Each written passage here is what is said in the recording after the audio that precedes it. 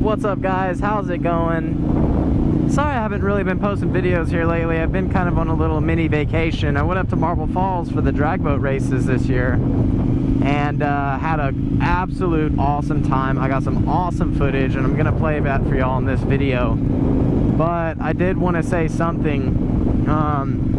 Unfortunately, we did lose someone in the race. His name was Mike Fry. There was 2 crashes that day, and unfortunately he went down in his boat, and basically the end of that day ended with the announcement that he did in fact die.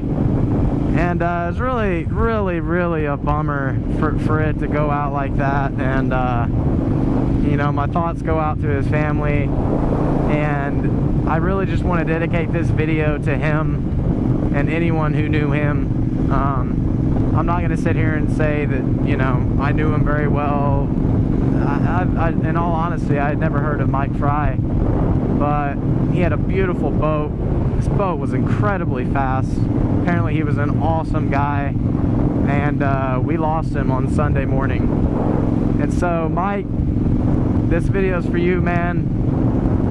Thank you so much for putting on the show, man. You're an awesome guy, and you absolutely will be missed. This is for you, man. Enjoy, guys.